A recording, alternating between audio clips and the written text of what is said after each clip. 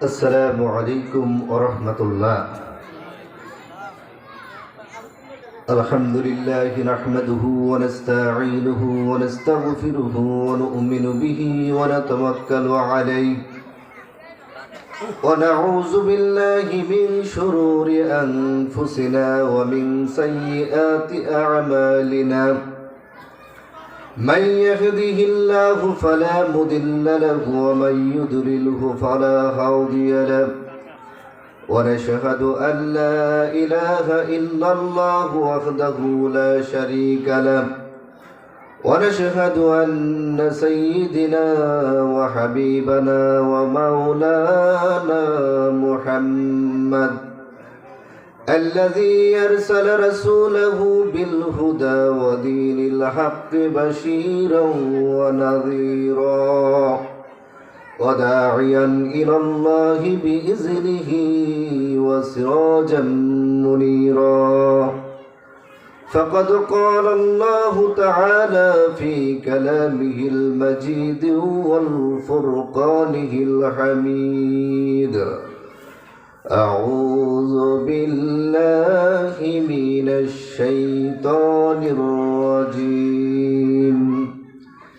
بسم الله الرحمن الرحيم. إن الله وملائكته يصلون على النبي يا أيها الذين آمنوا صلوا عليه وسلموا تسليما. اللهم صل على محمد وعلى آل محمد كما صليت على إبراهيم وعلى آل إبراهيم إنك حميد مجيد. اللهم بارك على محمد وعلى آل محمد كما باركت على إبراهيم وعلى آل إبراهيم إنك حميد مجيد.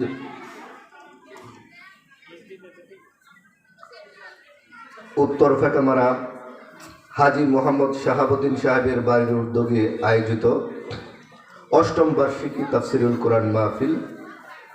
আজকের মাহফিলের যিনি সম্মানিত সভাপতি হিসাবে উপস্থিত থাকিবেন হযরত মাওলানা আনিসুজ্জামান খোকন সাহেব, আরবি প্রভাষক, ফেকামারা সিনিয়র ফাজিল ডিগ্রি মাদ্রাসা। সহ সভাপতি হিসাবে যিনি রয়েছেন আমাদের এলাকার অন্যতম আলেমী দ্বীন হযরত মাওলানা আবুল কাসেম, ইমাম, উত্তর ফেকামারা শামসুদ্দিন প্রধানবাড়ি জামে মসজিদ, এবং বিভিন্ন অতিথিবৃন্দ উপস্থিত থাকবেন, আলোচকবৃন্দ উপস্থিত থাকবেন। সবার নাম বলতে গেলে সময় সংক্ষিপ্ত, তাই না? তাই আমি আপনাদের সামনে আপনাদেরকে একটু বিরক্ত করার জন্য মূল আলোচনার দিকে ফিরে যাব। আমার আগে আলোচনা করতেছিলেন আমার ছোট ভাই, আমার আদরের, অত্যন্ত আদরের ছোট ভাই আলামিন, মাওলানা আলামিন সাহেব। মাশাআল্লাহ, যথেষ্ট জ্ঞান গর্ব আলোচনা করেছেন এবং আমি দোয়া করছি আল্লাহ যেন তাকে এই মাঠে, কোরআনের এই মাঠে একজন বলিষ্ঠ কণ্ঠধারী বক্তা হিসেবে কবুল করুন, বলুন আমিন। আসুন আমরা এই অল্প সময়ে একটি গুরুত্বপূর্ণ বিষয়ে একটু কথা বলার চেষ্টা করি। কথা বলার পূর্বেই আমি একটি দৃষ্টি আকর্ষণ করতে চাচ্ছি, তা হচ্ছে ওয়াজ মাহফিলের ময়দানে প্রথম দেখা যায় মুরব্বী শ্রেণীদের লোক, কিন্তু নাটকের মঞ্চে যুব সমাজদেরকে বেশি প্রথমেই দেখা যায়। এটা ভালো লক্ষণ নয়। আশেপাশে যে সকল যুব সমাজের বাইরা রয়েছেন, আপনারা দয়া করে স্প্যান্ডেলের ভিতরে আসুন। আজকে একটি গুরুত্বপূর্ণ বিষয় নিয়ে অল্প সময় ইনশাল্লাহ কথা বলবো। আর পর্দার আড়ালে রয়েছেন আমাদের মা ও বোনেরা, বাহিরে কোনো মেয়ে চলাফেরা করবেন না, আপনারা মহিলা স্প্যান্ডেলে চলে যান। আজকে আপনাদের সামনে যে বিষয় নিয়ে আমি কথা বলবো তা হচ্ছে ভালোবাসা। ভালোবাসা মহান আল্লাহর পক্ষ থেকে একটি নিয়ামত, রহমত এবং আমানত। এই বিষয় নিয়ে কথা বলবো। গতকালকে 14ই ফেব্রুয়ারি গেছে বিশ্ব বেহায়া দিবস। এই বিশ্ব বেহায়া দিবসের প্রেক্ষাপট থেকে চিন্তা করলাম এই মুসলিম সমাজকে একটু সতর্ক করতে হবে। বিশ্ব ভালোবাসা দিবস বলতে যে আসলে পৃথিবীতে কিছু নেই, এটা যারা মুসলমানদের ঈমান ধ্বংস করার জন্য একটি প্রায় তারা, এটাকে কেন্দ্র করে আজকে দেখাবো ইনশাআল্লাহ, কোরআন এবং সুন্নাহ থেকে কথা বলবো। সম্মানিত উপস্থিতি, ভালোবাসা হচ্ছে আল্লাহর পক্ষ থেকে একটি নিয়ামত, একটি রহমত, একটি আমানত। প্রথমে আসুন ভালোবাসা কি জিনিস সেটা বুঝে নেই। ভালোবাসা এমন একটা বিষয়, মনের মধ্যে যে কাজ করতে আপনার ভালো লাগে, পছন্দ লাগে, সেই কাজটার একটি সমষ্টিক ওয়ার্ড হচ্ছে ভালোবাসা। আর আমি বলে থাকি কোরআন এবং সুন্নাহ থেকে ওই অল্প বয়সে যেইটুকু বুঝতে পেরেছি, ভালোবাসা হচ্ছে যাকে যেই অধিকার দেওয়ার কথা, সেই অধিকার যদি পরিপূর্ণভাবে কেউ আদায় করে, সেটাই প্রকৃত ভালোবাসা। ঠিক কিনা? প্রথমে আসুন আমরা যদি একটু নিজেকে প্রশ্ন করি, এই ভালোবাসা কে দিলেন? কে দিলেন? আল্লাহ দিলেন। কেন দিলেন? আল্লাহ দিলেন। এবং কেন দিলেন এটা কি আল্লাহ বলেন নাই নাকি? বলছে কিনা? অবশ্যই বলেছে। এই কথাটা রাসূলুল্লাহ সাল্লাল্লাহু আলাইহি সাল্লামের ভাষায় আল্লাহ তাআলা এভাবে প্রকাশ করলেন। সহিহ মুসলিমের 2752 নং হাদিস, ইন্না লিল্লাহি মিয়াত রাহমা, নিশ্চয়ই আল্লাহর কাছে 100টি রহমত রয়েছে। কয়টি রহমত? রহমত আরবি শব্দ, এর অর্থ হচ্ছে ভালোবাসা, দয়া, মহব্বত। মহব্বত আরবি শব্দ। আনজালা মিনহা রাহমা ওয়াহিদান বাইনাল জিন্নি ওয়াল ইনস ইলা আখিরিল হাদিস। আল্লাহ রাসূল সাল্লাল্লাহু আলাইহি ওয়াসাল্লাম কত চমৎকার ভাবে বললেন, আল্লাহর 100টি রহমত থেকে, ভালোবাসা থেকে একটা ভাগ আমাদের মধ্যে দিলেন, সকল সৃষ্টি জীবের মধ্যে। আর 99টি ভাগ তার কাছে রাখলেন। তাহলে এখন বলুন, বাপ মার ভালোবাসা বেশি না আল্লাহর ভালোবাসা বেশি? এক ভাগ ভালোবাসা গোটা সৃষ্টি জগৎকে আল্লাহ সুবহানাহু ওয়া তাআলা দিলেন। আমি আপনাকে যদি কোনো কিছু দেই, অথবা আপনি যদি আমাকে কোনো কিছু দেন, এটা হচ্ছে, আবার যদি এটা ফিরিয়ে নিতে চান বা এটার হিসাব নেন, তাহলে বুঝতে হবে এটা হচ্ছে আমানত। আপনি আমাকে 5000 টাকা দিলেন, বললেন আমার কাছ থেকে 1 সপ্তাহ পরে নিয়ে যাবেন। এই ব্যাপারে আমাকে সতর্ক থাকতে হবে কিনা? যিনি দিলেন তার এই আমানত যদি আমি রক্ষা করতে চাই, আমাকে এই ব্যাপারে চিন্তা করতে হবে কিনা? তাহলে ভালোবাসা হচ্ছে আল্লাহর পক্ষ থেকে কি? আমানত। কি? আমানত। তাই এই ভালোবাসা যে আল্লাহ আমানত স্বরূপ দিলেন, সেই ভালোবাসা আন্তাজানি অযথা রাস্তাঘাটে খরচ করা যাবে না। ঠিক কিনা? যে আল্লাহ ভালোবাসা দিলেন, সেই আল্লাহই বলে দিলেন ভালোবাসা কোথায় কোথায় খরচ করতে হবে। আসুন আমরা দেখি এই ব্যাপারে আল্লাহ সুবহানাহু ওয়া তাআলা কি বললেন। আমার গবেষণা থেকে আমি দেখেছি ভালোবাসা 2 প্রকার। কয় প্রকার? 2 প্রকার। এক প্রকার ভালোবাসা হচ্ছে আল্লাহ কেন্দ্রিক, আরেক প্রকার ভালোবাসা হচ্ছে শয়তান কেন্দ্রিক। আল্লাহ কেন্দ্রিক ভালোবাসা হচ্ছে আমানত, আর শয়তান কেন্দ্রিক ভালোবাসা হচ্ছে খেয়ানত। আমানতে খেয়ানত। আল্লাহ কেন্দ্রিক ভালোবাসার অর্থটা কি? আল্লাহ কেন্দ্রিক ভালোবাসার বিভিন্ন অর্থ রয়েছে। এর মধ্যে দেখেন, 1 নম্বর যে অর্থটা আমি বলবো তা হচ্ছে, আল্লাহকে ভালোবাসার অর্থই হচ্ছে রাসূলুল্লাহ সাল্লাল্লাহু আলাইহি সাল্লামের অনুসরণ করা। কি বুঝতে পারছেন কিনা? 1 নম্বর কি বললাম? আল্লাহকে ভালোবাসার অর্থ কি? কাকে অনুসরণ করা? রাসূলুল্লাহ সাল্লাল্লাহু আলাইহি সাল্লামকে।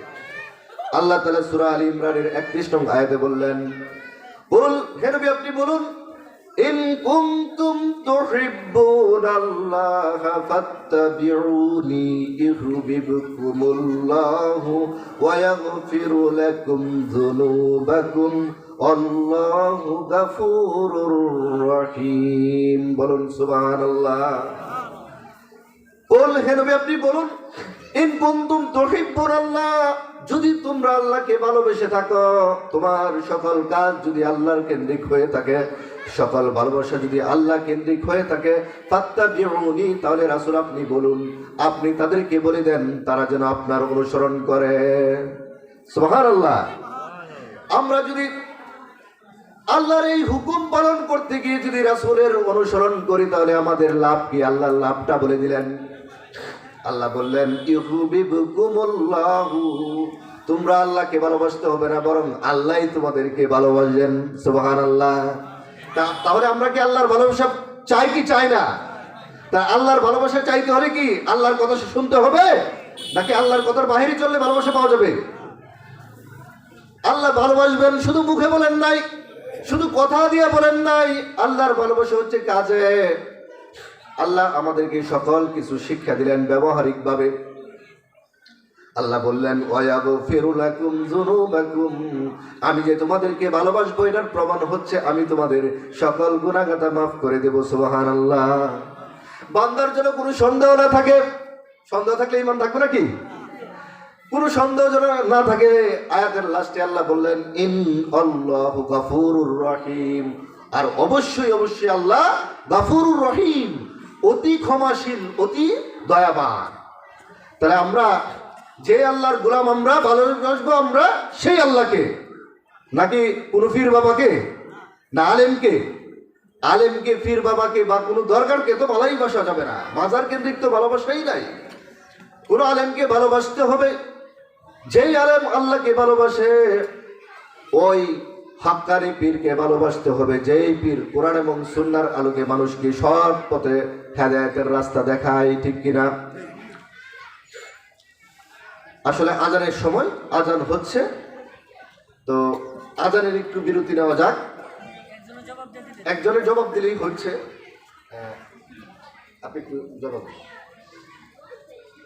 তো আমরা যদি আল্লাহর ভালোবাসা পেতে চাই, রাসূলের অনুসরণ অবশ্যই করতে হবে। 2 নম্বর, আল্লাহর ভালোবাসা বলতে আল্লাহকে ভালোবাসার অর্থ হচ্ছে মহান আল্লাহর সন্তুষ্টির জন্য কাজ করা। আচ্ছা বলুন তো, আপনি যে অফিসে চাকরি করেন, আপনার বস আপনার প্রতি যদি যেন সন্তুষ্ট থাকেন, সেই জন্য আপনি কি করেন? বিভিন্ন টুকটাক কাজ করে দেন কিনা? অবশ্যই করে দেন। যেগুলো অফিসিয়াল কাজ আছে সেই কাজগুলো তো করেনি, পাশাপাশি আপনি কি করেন? স্যারের অতিরিক্ত কিছু আদেশ নিষেধ কি মেনে চলেন। কেন? আপনার উদ্দেশ্য হচ্ছে যে আমি যেন আমার এই বসের, আমার এই স্যারের কাছে যেন প্রিয় হতে পারি, ওনার সন্তুষ্টি যেন অর্জন করতে পারি। তাহলে একমাত্র স্রষ্টাকে আল্লাহ, তিনি একমাত্র স্রষ্টা, আর সবই সৃষ্টি। তাহলে আমরা যদি আল্লাহর সন্তুষ্টি অর্জন করতে চাই, তাহলে তার কাজ করতে হবে কিনা? মানুষের মধ্যে এক শ্রেণীর লোক আছে আল্লাহর সন্তুষ্টি অর্জনের জন্য কাজ করতে করতে তার জীবনটা আল্লাহর রাস্তায় দিয়ে দেয়। এটা কোথায় আছে? এটা সূরা বাকারার 207 নং আয়াতে আল্লাহ সুবহানাহু ওয়া তাআলা বললেন ওয়ামিনান নাসি মান ইয়াশতারি নাফসাহু ইবতিগা মারদাতিল্লাহ, মানুষের মধ্যে এক শ্রেণীর মানুষ রয়েছে আল্লাহকে এত ভালোবাসে, আল্লাহর সন্তুষ্টির জন্য এত বেশি কাজ করে, তারা মানে বিক্রি করে দেয়, নিজেকে বিক্রি করে দেয়, নিজেকে বিলিয়ে দেয়, নিজেকে শহীদ করার জন্য প্রস্তুত করে দেয়। নাফসাহু ইবতিগা, নিজেকে ইবতিগা মারদাতিল্লাহ, আল্লাহর সন্তুষ্টির জন্য। তাহলে আমাদের সকল কাজ করতে হবে কার সন্তুষ্টির জন্য? আল্লাহর সন্তুষ্টির জন্য। আজকের যে সকল যুবকেরা, যে সকল যুবতীরা আল্লাহকে বলে গিয়ে ভ্যালেন্টাইন্স ডে পালন করে, এই ভ্যালেন্টাইন্স ডে করতে আসলো এটা কিন্তু আমরা জানি না। আমাদের মুরব্বীরা একটা কথা বলেন, আসলে আলহামদুলিল্লাহ মুরব্বীদের অনেক কথাগুলো এত শিক্ষণীয়, আমরা অনেক সময় গবেষণা করি এগুলো। মুরব্বীরা প্রায় সময় বলেন যে কিছু লোক আছে চিলে কান নিয়ে গেছে, এই কথা বলার পরে চিলের পিছনে দৌড়ায়, কিন্তু কানের মধ্যে হাত দিয়ে দেখে না যে তার কান ঠিক আছে কি না নাই। আমাদের যুব সমাজ, ছেলে মেয়েদের অবস্থা হয়েছে এইরকম। তোমাকে যখন বলা হলো বিশ্ব ভালোবাসা দিবস, ভ্যালেন্টাইন্স ডে, তখন তুমি as a Muslim you have to ask you, তোমার উচিত ছিল তোমাকে প্রশ্ন করার যে what is the Valentine's day? এই বিশ্ব ভালোবাসা দিবস বলতে আসলে কি? Is it supported by Islam? এটা কি ইসলাম সাপোর্ট করে কিনা অর নট, নাকি ইসলাম সাপোর্ট করে না? যদি ইসলাম সাপোর্ট করে তাহলে অবশ্যই আমি করব, আর যদি ইসলাম এই কাজ সাপোর্ট না করে আমি অবশ্যই করব না। আজ আপনাদের সামনে এই ইতিহাস আমি বলে যাচ্ছি।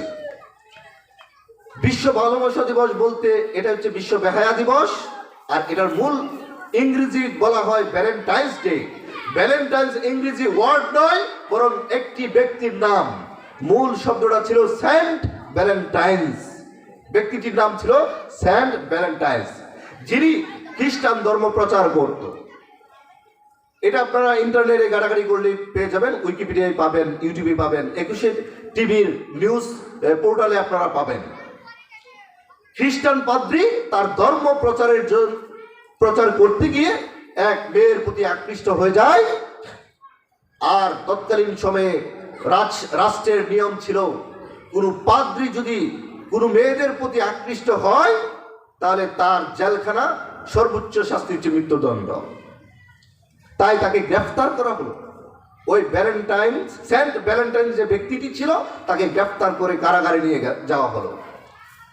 কারাগারে যাওয়ার পরে আরেকজন কয়েদির একটি মেয়ের চোখ অন্ধ ছিল, কিন্তু সেন্ট ভ্যালেন্টাইন যে ব্যক্তি ছিল তিনি কিছু চিকিৎসা বিজ্ঞানের কিছু জ্ঞান তিনি রাখতেন।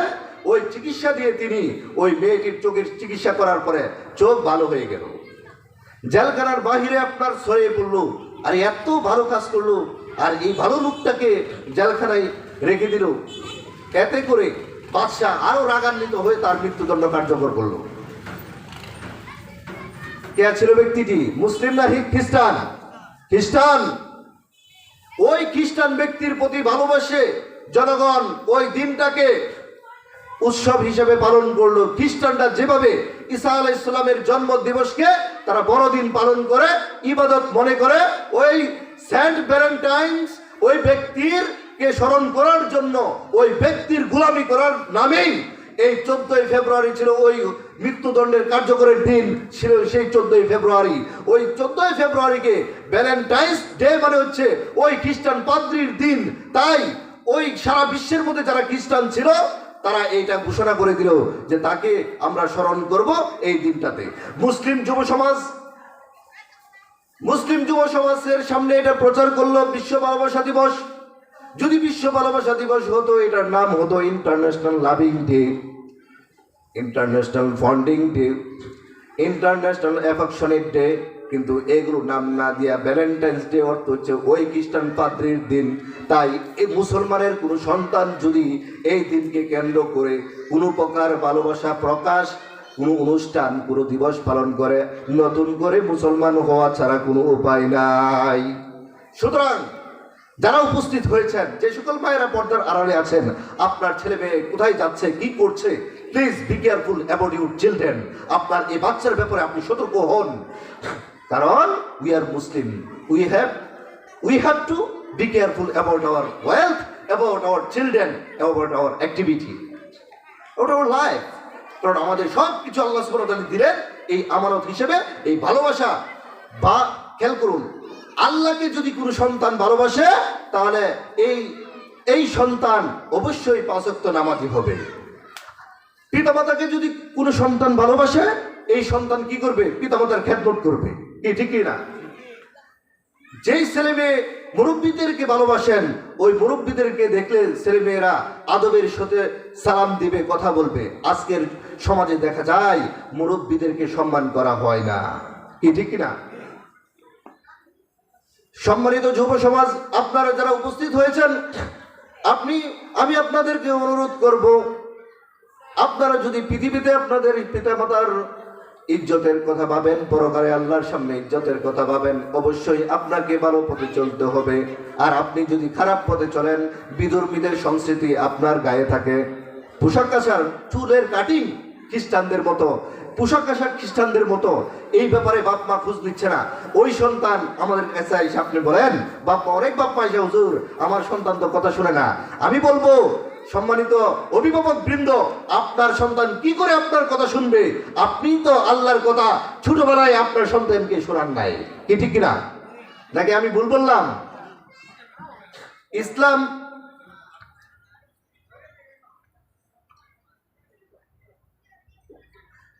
আল্লাহর প্রতি ভালোবাসা বলতে ইসলাম বুঝিয়েছে দুনিয়ার তুলনায় আখিরাতকে প্রাধান্য দিতে হবে। ভাই, দুনিয়ার তুলনায় যদি আমরা আখিরাতকে প্রাধান্য দেই তাহলে কি কষ্ট করতে হবে কিনা? হাদিসে এসেছে রাসূলুল্লাহ সাল্লাল্লাহু আলাইহি ওয়াসাল্লাম বলেছেন আদ দুনিয়া সিজনুল মুমিনিন ওয়া জান্নাতুল লিল কাফিরিন। আরেকটি হাদিস আছে জান্নাতুল কাফিরিন। অর্থাৎ রাসূলুল্লাহ সাল্লাল্লাহু আলাইহি ওয়াসাল্লাম বললেন দুনিয়াটা হচ্ছে মুমিনদের জন্য কারাগার, জেলখানা, আর কাফেরদের জন্য হচ্ছে জান্নাত। তাহলে ভাই কারাগারে কি শান্তি নাকি অশান্তি? তাহলে মুমিনরা যখন এই দুনিয়াতে চলাফেরা করবে তাদের কষ্ট হবে, তাদের কষ্ট হবে। মুসলমানদের কোনো মেলা থাকতে পারে না। যেই সকল মেলা সমাজে প্রচলিত রয়েছে এই ধরনের মেলা থাকতে পারে না। যেই মেলার মধ্যে গান বাজনা হয়, যে মেলার মধ্যে জোয়ার আয়োজন হয়, যেই মেলার মধ্যে মেয়েদেরকে নাচানো হয়, এই ধরনের মেলা বর্তমানে বেশি মুসলমানরা পরিচালনা করতেছে কিনা? বিপদ আইলে পরে আল্লাহকে ডাকি। তুমি তো যে সময় ভালো ছিল তখন তো আল্লাহকে ডাকো নাই, তাহলে বিপদের সময় আল্লাহকে কেন? আল্লাহর হুকুম আহকাম মানবো না? আমাদের কারণে যখন আমরাই বিপদে পড়ি পরে আবার দোষ দেই আল্লাহ শুধু আমাকেই চিনে, আমার উপর ওই শুধু বিপদ দেয়, অন্য কাউকে দেখে না। বলেন নাউযুবিল্লাহ। সূরা আল ইমরানের 152 নং আয়াতে আল্লাহ সুবহানাহু ওয়া তাআলা বললেন মিনকুম মান ইউরিদুদ দুনিয়া ওয়া মিনকুম মান ইউরিদুল আখিরাহ। তোমাদের মধ্যে এক শ্রেণীর মানুষ পরকাল চাই, আরেক শ্রেণীর মানুষ দুনিয়া চাই। এখন আপনার ডিসিশন, আপনার সিদ্ধান্ত, আপনি কি পরকাল চাবেন নাকি আপনার দুনিয়া চাইবেন? দুনিয়ায় যদি আপনি চান তাহলে এই ভালোবাসা শয়তান কেন্দ্রিক, আপনি যা ইচ্ছা তা করতে পারেন, কোনো সমস্যা নাই। শুধুমাত্র মাথায় রাখবেন পরকালে আপনি আল্লাহর সামনে আল্লাহর কাঠগড়ায় দাঁড়াবেন এবং জাহান্নাম আপনার জন্য ফয়সালা হয়ে যাবে। অথচ আল্লাহ সুবহানাহু ওয়া তাআলা বললেন ওয়ালাল আখিরাতু খায়রুল লাকা মিনাল উলা। হে নবী, আপনার জন্য দুনিয়ার তুলনায় আখিরাত উত্তম। সুবহানাল্লাহ। আমরা কি আল্লাহর সন্তুষ্টির জন্য, পরকালে জান্নাত পাওয়ার জন্য, পরকালে আল্লাহর সন্তুষ্টির জন্য কি আমরা কষ্ট করতে রাজি আছি কিনা? অবশ্যই আমাদের কষ্ট করতে হবে। এরপরে আল্লাহর ভালোবাসা বলতে আল্লাহর হক এবং বান্দার হক আদায় করা। কার হক আদায় করা? আল্লাহর হক আদায় করা। সহিহ মুসলিমের 49 নং হাদিস। এখানে আল্লাহর হক কি এটা রাসূলুল্লাহ সাল্লাল্লাহু আলাইহি ওয়াসাল্লাম মুআজকে বললেন। মুআজ রাদিয়াল্লাহু তাআলাকে ডাক দিয়ে বলল, ইয়া মুআজ হাল তাদরি মা হাক্কুল্লাহ, তুমি কি জানো আল্লাহর হক কি? মুআজ বললেন আলাল আবদি, রাসূল সাল্লাল্লাহু আলাইহি ওয়াসাল্লাম আলাল আবদি, বান্দার উপর আল্লাহর হকটা কি এটা কি তুমি জানো? মুআজ রাদিয়াল্লাহু তাআলা বললেন ক্বালা কুলতু, তিনি বললেন আল্লাহু ওয়া রাসূলুহু আলাম, আল্লাহ এবং তার রাসূলই ভালো জানে, আমি কিছু জানি না। রাসূলুল্লাহ সাল্লাল্লাহু আলাইহি ওয়াসাল্লাম বললেন ফা ইন্না হাক্কাল্লাহি, আর আল্লাহর হক হচ্ছে আলাল ইবাদ, বান্দার উপরে আইয়াবুদুহু, একমাত্র আল্লাহর ইবাদত করবে। কার ইবাদত? একমাত্র আল্লাহর ইবাদত, অন্য কোনো ব্যক্তির নয়। ওয়ালা ইউশরিকু বিহি শাইআ, ইবাদত করার ক্ষেত্রে সকল ক্ষেত্রে আল্লাহর সাথে আর কাউকে শরীক করবে না। এটা হচ্ছে বান্দার উপর আল্লাহর হক। তাহলে আমি যখন যে কোনো ইবাদত করব, এই ইবাদত যেন আল্লাহর সন্তুষ্টির জন্য হয়, এই ইবাদত যেন রাসূলুল্লাহ সাল্লাল্লাহু আলাইহি সাল্লামের আদর্শের ভিত্তিতে হয়, তাহলে আল্লাহর হক আদায় হবে, তাছাড়া আদায় হবে না। এখন বান্দার হক আসি। বান্দার হক যদি আদায় করা হয় তাহলে এই ভালোবাসা সাকসেস, এটাই সঠিক ভালোবাসা। আর যদি আদায় না করা হয় তাহলে এটা শয়তানের প্রতি ভালোবাসা, যে এই ভালোবাসা আপনাকে জাহান্নামে নিয়ে যাবে। বান্দার হক হচ্ছে একজন স্বামী তার স্ত্রীকে ইসলাম যেভাবে হক আদায় করার জন্য বলেছে সেভাবে আদায় করবে। একজন স্ত্রীকে ইসলাম স্বামীর প্রতি যে হক বা অধিকার রয়েছে আদায় করার জন্য যেভাবে বলেছে সেভাবে আদায় করবে, ঠিক কিনা? তারই তো ভালোবাসা আছে নাকি? স্বামী স্ত্রীর অধিকার আদায় করে না, তার মানে কি স্বামী কি স্ত্রীকে ভালোবাসলো? এরপরে স্ত্রী স্বামীর অধিকার আদায় করে না, তার মানে কি স্ত্রীও স্বামীকে ভালোবাসতো না? বলেন তো, তাহলে কি ভালোবাসা পরিপূর্ণ হলো না? এরপরে আসুন, এই স্বামী স্ত্রী যখন পিতামাতা হয়ে যাবে, পিতামাতা যখন হয়ে যাবে তখন পিতামাতা হওয়ার মানে হচ্ছে সন্তান হয়েছে নাকি? সন্তান ছাড়া কি পিতামাতা নাম হয় না? তখন সন্তান যদি পিতামাতাকে ভালোবাসে পিতামাতাকে ভালোবাসার অর্থ হচ্ছে পিতামাতাকে খেদমত করা, পিতামাতার খেদমত করতে হবে, এটা হচ্ছে সন্তানের উপর হক। এখন সন্তান যদি পিতামাতার এই হক আদায় না করে, আপনারা বলুন তো আসলে সন্তান কি পিতামাতাকে ভালোবাসবে? আজ বাংলাদেশে বিভিন্ন স্থানে বৃদ্ধাশ্রম তৈরি হয়েছে, যেখানে যুব সমাজ তাদের পিতামাতাকে ওই বৃদ্ধাশ্রমে রেখে আসছে। নাউজুবিল্লাহ বলেন। 90% উপরের মুসলমানের দেশে এই বৃদ্ধাশ্রম তৈরি হওয়া হচ্ছে আমাদের জন্য এক প্রকার লাঞ্ছনা, কি ঠিক কিনা? তাই এই ব্যাপারে আমাদেরকে সতর্ক হতে হবে। পিতামাতা শুধু সন্তানের পক্ষ থেকে অধিকার আদায়ের জন্য দিকে তাকিয়ে থাকা যাবে না, বরং পিতামাতাকেও সন্তানের অধিকার আদায় করতে হবে, ঠিক কিনা? সন্তানের কি অধিকার? 7 দিনের মাথায় আকিকা দেওয়া, নাম রাখা, এরপরে 7 বছরের মাথায় নামাজের জন্য আদেশ করা, 7 বছরের ভিতরে ইসলামী শিক্ষায় শিক্ষিত করা, কোরআন শিক্ষা দেওয়া, ঠিক না? 7 বছর থেকে 10 বছর পর্যন্ত আবারও ইসলামের শিক্ষায় শিক্ষিত করার জন্য ট্রেনিং দিতে হবে, নিজে আমল করতে হবে, সন্তানদেরকে আমল দিতে হবে। সন্তানরা খারাপ পথে চলে গেলে বাজান, মা তুমি এদিকে আসো, ইসলাম তো এটা বলেছে, তুমি যদি সমাজের মধ্যে একটা মেয়ের সাথে তুমি ঘুরো, তাহলে একজনে দেখলে বলবে অমুকের সন্তান, এতে আমার মান সম্মান যায়, আর আল্লাহর কাছে আমি অপরাধী হয়ে যাই। তুমি কি চাও আমি তোমার পিতামাতা হয়ে আল্লাহর দরবারে আসামি হয়ে দাঁড়াই? এই কথা বললে কি সন্তান ভালো হবে কিনা? এই কথাটা বলা হয় না।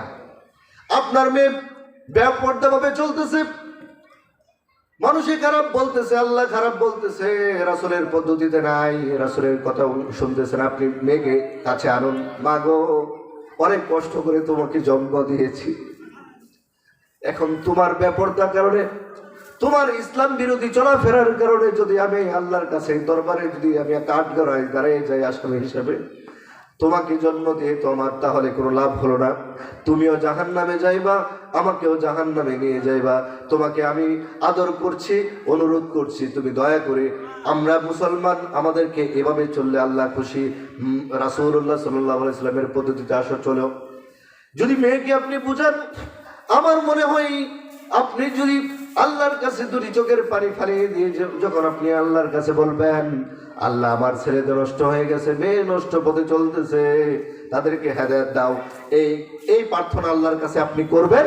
আমরা যদি করি, পাশাপাশি ছেলে মেয়েকে যদি বুঝাই, তাহলে আল্লাহ অবশ্যই কবুল করবেন ইনশাআল্লাহ। এরপরে ভাই বোনের হক আদায় করতে হবে। ভাই যদি বোনের হক আদায় করে, বোন যদি ভাইয়ের হক আদায় করে, এটা ভালোবাসা।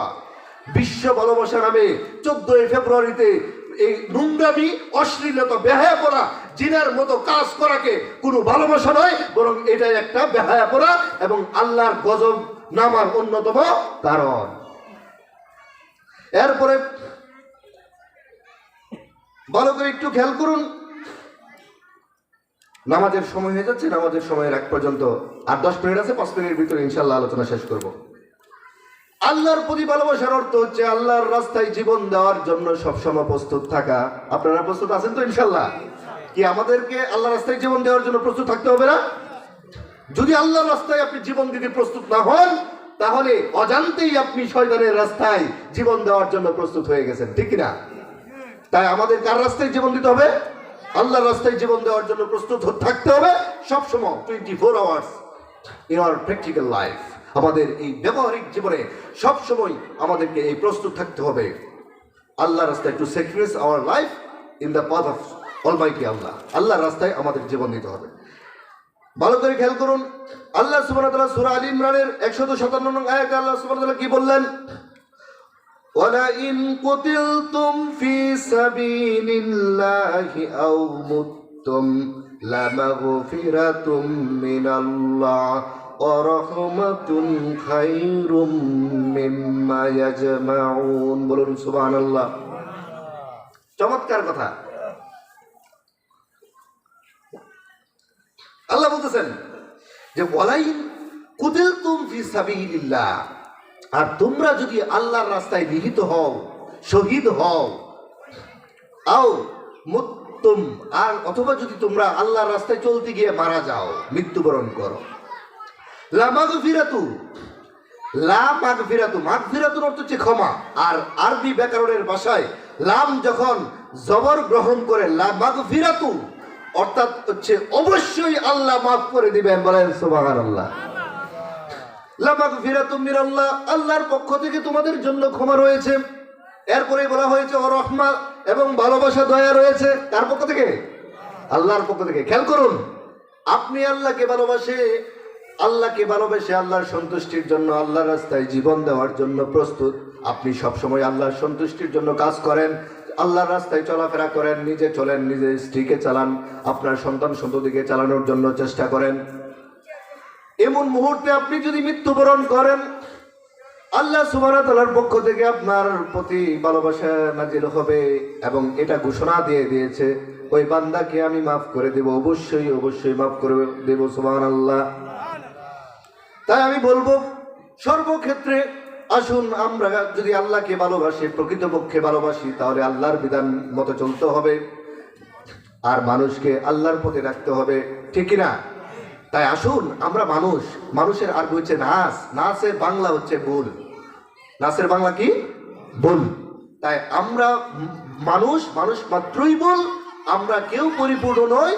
আমি আপনি সবাই কোনো না কোনো ভুলের মধ্যে আছি।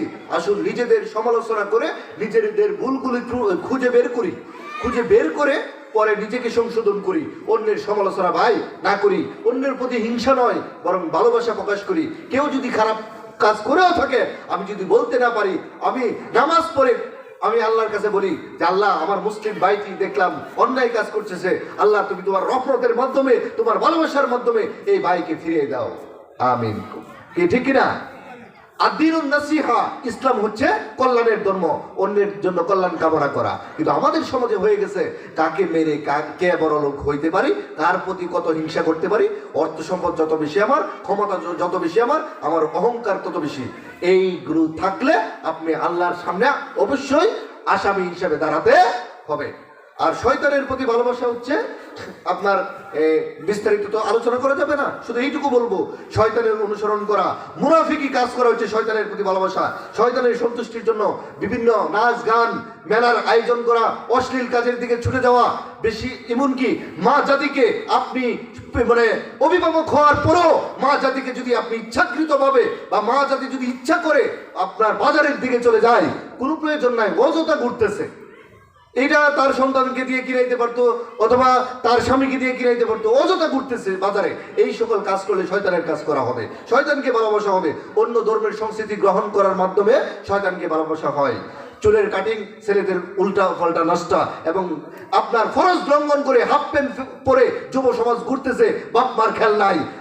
সতর্ক হন, নাইলে আগামী দিন আপনার জন্য খুব কঠিন হবে।